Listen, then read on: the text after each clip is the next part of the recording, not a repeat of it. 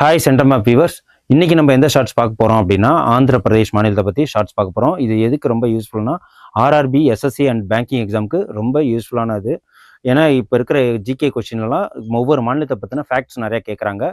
So அதனால தான் இன்றைக்கி நம்ம ஆந்திர பிரதேஷோட ஃபேக்ட்ஸ் பார்க்க போகிறோம். இதோட ஆந்திர பிரதேஷோட சீஃப் மினிஸ்டர் யாருன்னா சந்திரபாபு நாயுடு அவர்கள்.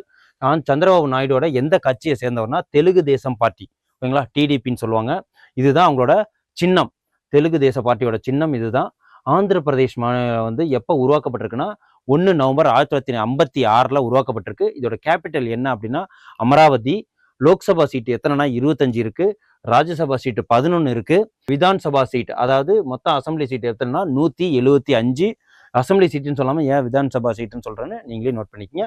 அப்புறம் இதோட கவர்னர் யாருன்னா அப்துல் நாசிருங்கிறவர் ஆந்திராவோட கவர்னரை அப்பாயின்மெண்ட் பண்ணியிருக்காங்க.